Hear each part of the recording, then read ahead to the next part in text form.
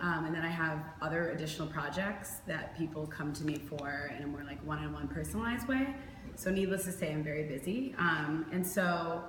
But I'm doing stuff that I love. So I've recently started being a lot more intentional about how I spend my time, and I'm gonna share an approach that I use. Hopefully, you all can kind of like get something from it. So I recently I kind of took inventory of all of the necessary projects that I have going on. And I basically segmented it across all of my work days. My work days probably look different than anyone's in the room. I'm just assuming that. Because I just have these projects, but I also really like to prioritize my self-care and my wellness as well.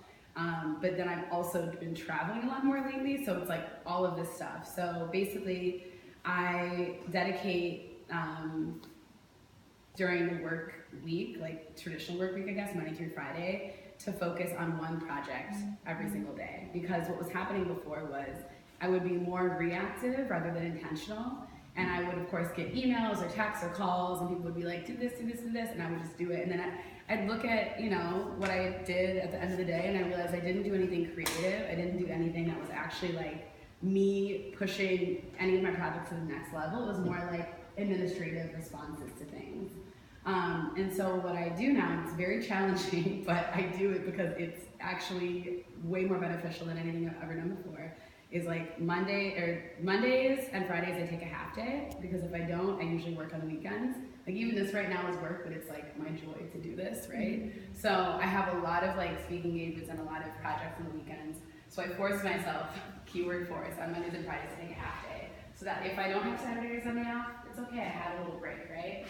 So Mondays I start out focusing on my finances. That's actually very new. So I am one of those entrepreneurs who doesn't know anything about entrepreneurship in a real like books way. I did not study business, I'm not interested in studying business.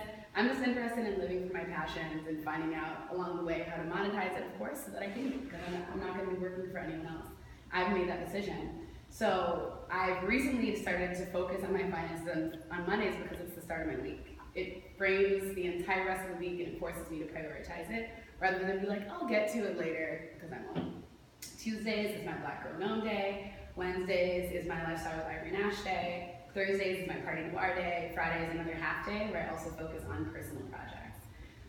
So again, if you can also think, all right, what are the projects? Because it seems like some of you on your responses shared, and some of you also in conversation shared that there are some things that are maybe on the back burner, that you don't have time, that your current day job is sucking up all your energy.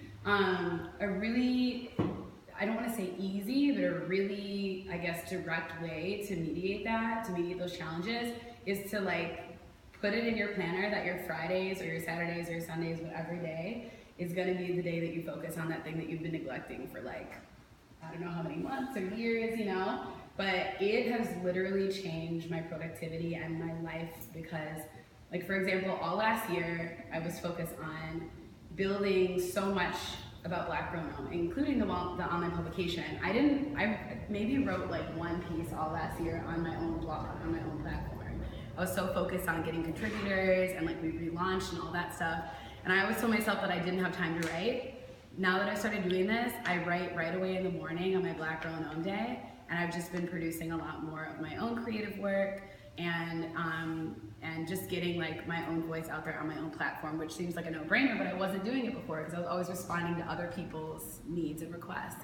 So just really like prioritizing and being really disciplined, that's a whole nother topic obviously, about it, but just saying this is, and you'll be surprised at how much like joy you'll get from the fact that like when you just write it down, put it in your schedule, prioritize it like you would prioritize anything else, that you're actually gonna get it done. Another thing I will say for me is that being really, I guess, aware of the fact that like we live in this like modern world where there's all these different apps and different productivity platforms, like discovering which ones work for you.